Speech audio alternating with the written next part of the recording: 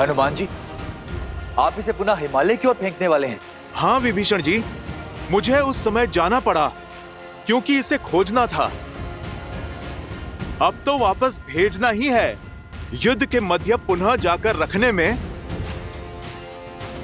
समय नष्ट करना व्यर्थ होगा विभीषण जी। जब मैं इसे यहीं से सटीक वहां पहुंचा सकता हूं। पर हनुमान, यदि कोई दुर्घटना हुई, यदि पर्वत का भाग इधर उधर गिर गया तो इसमें भी कोई रामकाज ही होगा, है ना प्रभु? ये बूटी सुदूर हिमालय में मिलती है, दुर्लभ ही नहीं, ये आलभ भी। यदि भविष्य में किसी को भी इसकी आवश्यकता पड़ेगी तो हर कोई इसे प्राप्त नहीं कर पाएगा, क्योंकि हर किसी के पास मेरा हनुमान नहीं होगा। यदि इसके कुछ खंड मार्ग में गिरे भी तो भी ये जन साधारण के लिए हितकारी ही होंगे, क्योंकि दक्षिण से उत्तर तक हर कोई इस बूटी का लाभ उठा पाएगा। जय श्री राम।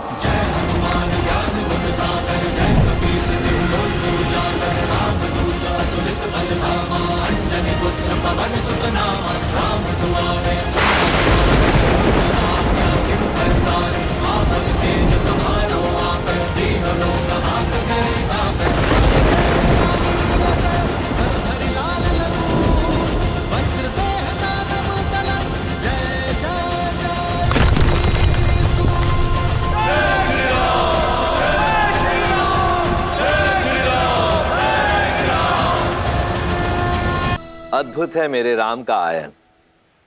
जो प्राणी कार्य करके संतुष्ट हो जाते हैं वो नर कहलाते हैं, और जो कार्य पूर्ण करने के पश्चात भी संसार के कल्याण के लिए प्रयासरत रहते हैं वो नारायण कहलाते हैं। जैसे मेरे प्रभु श्री राम उत्तर से सुदूर दक्षिण तक इस मार्ग पर यात्रा की प्रभु श्री राम, तो इस मार्ग का ऋण हुआ उन पर जिसे उन्होंने चुका दिया। यही तो महानता होती है महापुरुषों की। जिस मार्ग पर भी चलते हैं वहां अपने पीछे अपने चिन्ह, अपने प्रतीक, अपनी ऊर्जा और संसार का कल्याण छोड़ जाते हैं। आने वाले काल में साधारण मनुष्य हनुमान की भांति संजीवनी को तो नहीं खोज पाएगा, परंतु इन पर्वतों की छोटी छोटी चोटियों में छिपी औषधियों का लाभ अवश्य उठा पाएगा। ये औषधियां, ये पर्वत बढ़ते बढ़ते आयुर्वेद और सिद्ध चिकित्सा का ही अंग नहीं बनेंगे, अभी तो अध्यात्म का केंद्र भी बनेंगे। नर को नारायण से मिलने का मार्ग बताएंगे। बताइए, इससे बड़ा भला कोई कल्याण हो सकता है?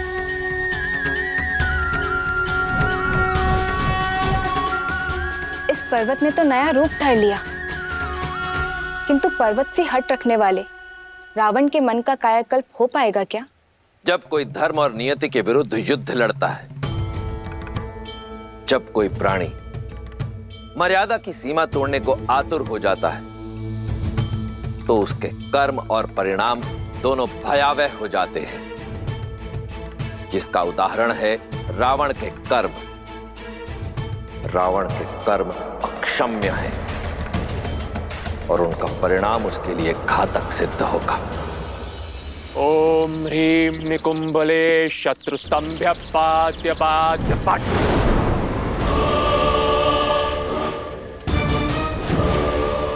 ओम ह्रीं निकुंभले शत्रुस्तंभ्य पाद्य पाद्य पट।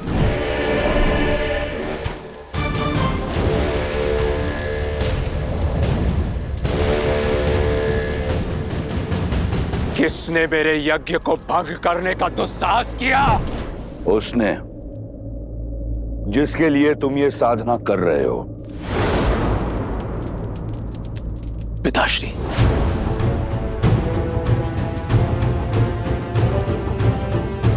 आप यहां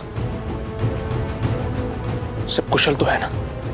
नहीं पुत्र, वो वनवासी का भाई पुनः जीवित हो गया है और वो मरकटों की सेना एक बार फिर खड़ी हो चुकी है।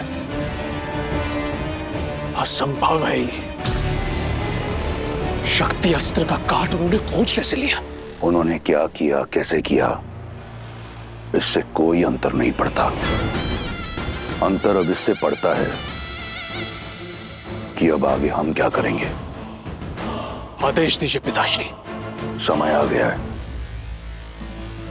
भावनाओं के भवंडर में फंसे राम के समक्ष सीता को ले जाया जाए, जिसके उपरांत क्या? जिसके उपरांत राम के समक्ष तुम सीता का शीश उसके धड़ से अलग कर देना।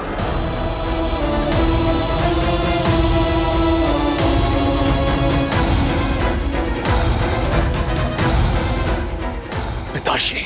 हाँ पुत्र, अब सीता की मृत्यु उस विश्वास, उस उद्देश्य का अंत करेगी जिसे लेकर राम आगे बढ़ रहा है।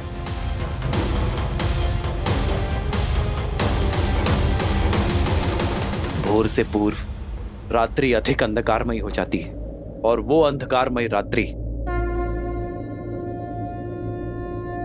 हनुमान के कारण शेष हुई। परंतु अब भी हर पल कठिन होता जाएगा। हमें अपना शौर्य उगते सूर्य के तेज की भांति प्रतिपल बढ़ाना होगा। जितना शौर्य दिखाया है उससे अधिक साहस दिखाना होगा। ये हार रावण के सम्मान पर प्रतिघात है, जिसका उत्तर वो क्रोध और क्रूरता के साथ देगा। मेरे वानर वीरों, सज्ज रहना, क्योंकि किसी भी क्षण अनिष्ट हो सकता है। सभी सेनापति अपनी अपनी टुकड़ियों के साथ लंका के हर द्वार पर घात करेंगे। रावण की पाप की नगरी पर चारों ओर से एक साथ प्रहार करेंगे। आज्ञा का पालन होगा। आज्ञा का पालन होगा श्री राम। राम कहो जय श्री राम, दशरथ नंदन राजा राम। राम नाम भजते हनुमान, अवध बिहारी राजा राम।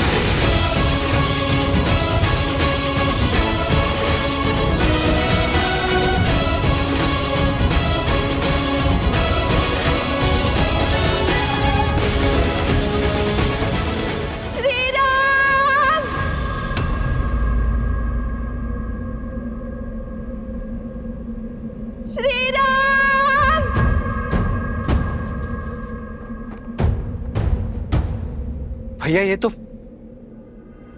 तो भाभी माँ का स्वर है। हाँ।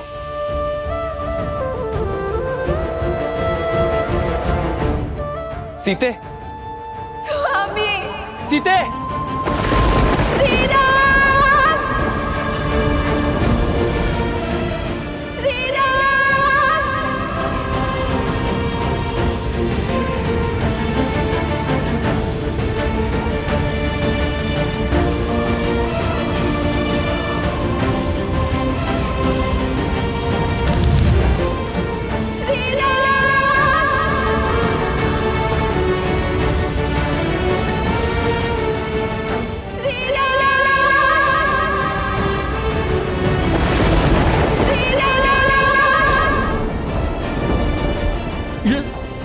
ये तो माता सीता है।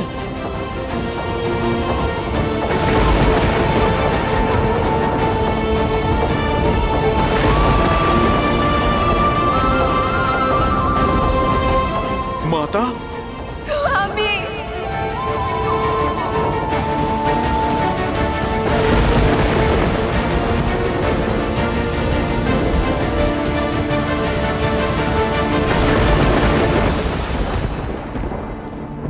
श्री राम, सिया राम, श्री राम,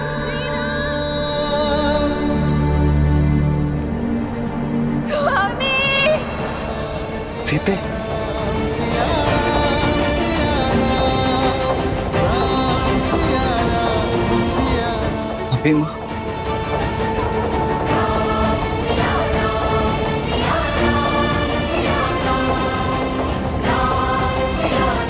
लगता है रावण माता सीता को लौटाने का संकल्प कर चुका है। सीते,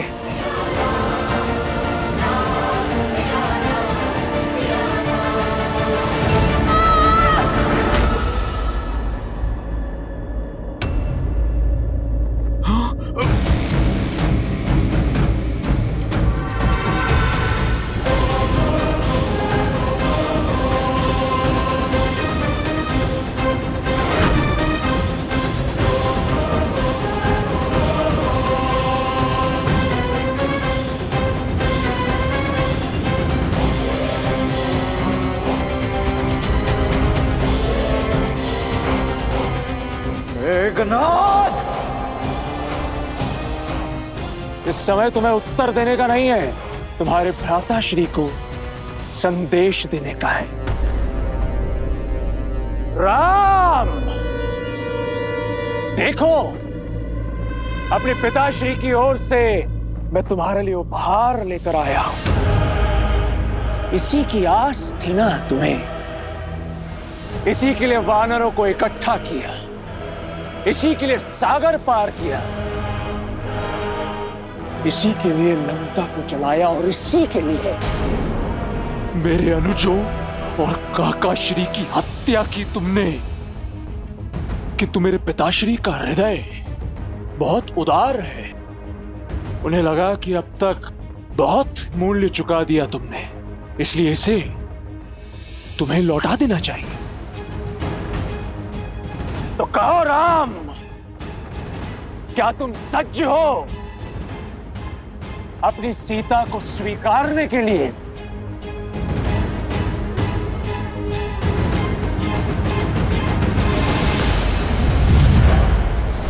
सीते,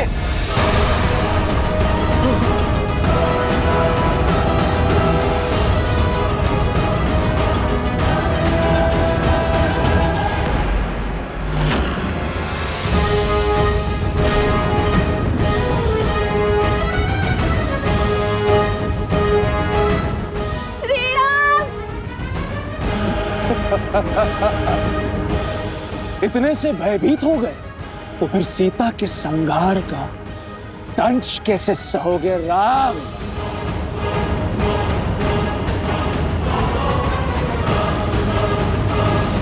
नहीं भैया, ये सत्य नहीं हो सकता। ये दुष्ट अवश्य हमें माया से छलने का प्रयास कर रहा है।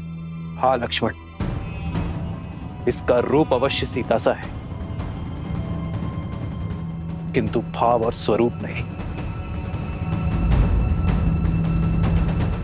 अच्छा, विश्वास नहीं हो रहा तो ठीक है, अब विध्वंस देखो। देखो कैसे मैं तुम सबके समक्ष सीता को मृत्यु लोक पहुंचाता हूं।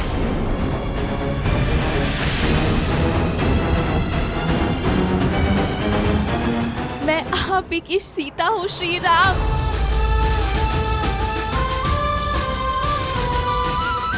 लंका के इस पाप में मेरा प्रेम का पुण्य ही मेरा संबल था। जब ये दुष्ट मुझे युद्ध भूमि की ओर ला रहा था, तब मेरे मन में भय नहीं, विश्वास था, आभार था आप सबके प्रति। युद्ध भूमि में असुरों का संहार करने वाली वानर सेना, धन्यवाद।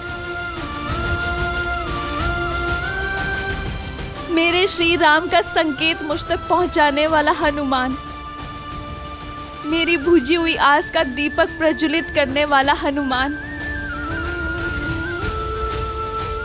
धन्यवाद।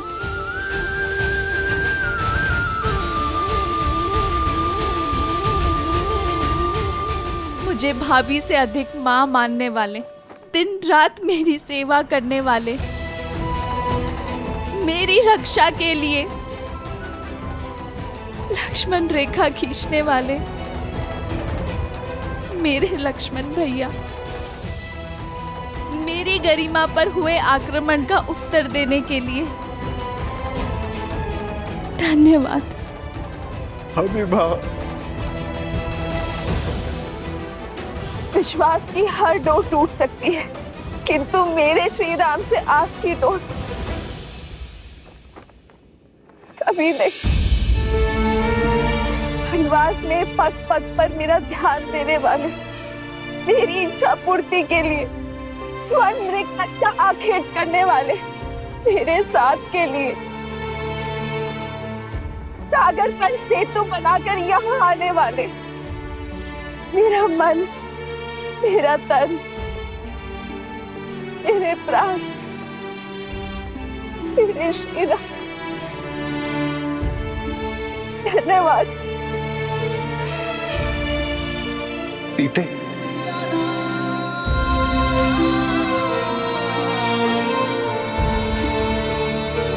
खचित नियति का यही लेख है आर्य।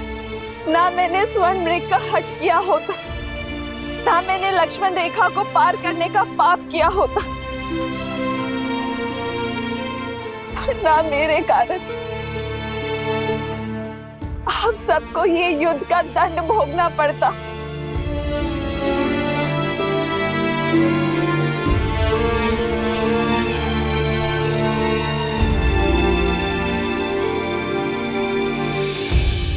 मुझे वन में भी महलों का सुख देने के लिए धन्यवाद श्री राम। वनवास को भी वैकुंठवास बनाने के लिए धन्यवाद श्री राम। हर बाधा से लड़ यहाँ तक आने के लिए धन्यवाद श्री राम। अपने अंतिम दर्शन का लाभ देने के लिए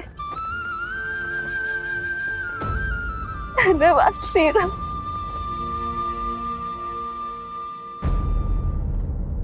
समय आ गया है, भूमि से उत्पन्न हुई भूमिजा एक बार पुनः भूमि में मिल जाएगी।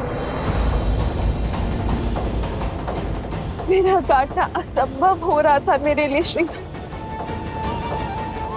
मृत्यु का ये मार्ग मेरा उद्धार है। नहीं सीते,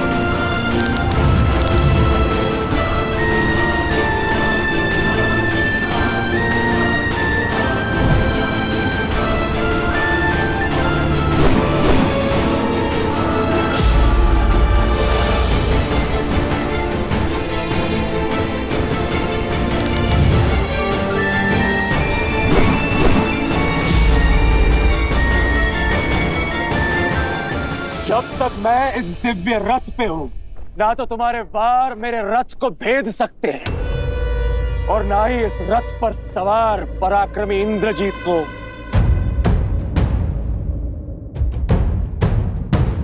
क्रम का साथ होता है,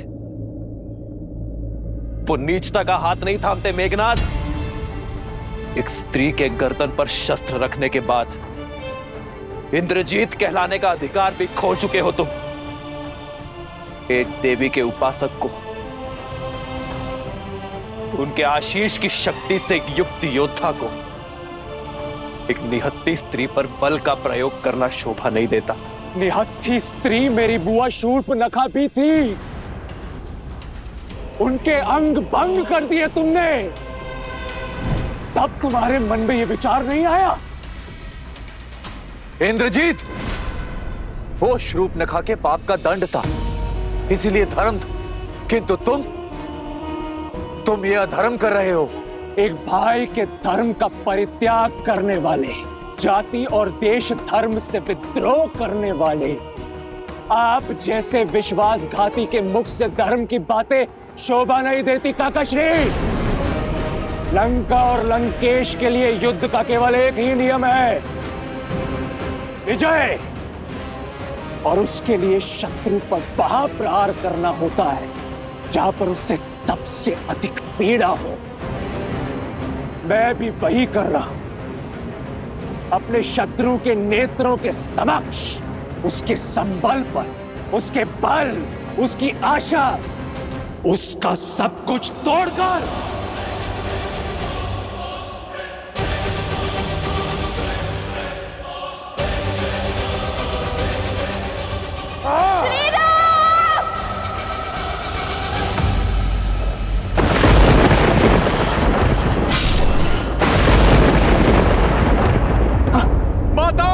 इंद्रजीत!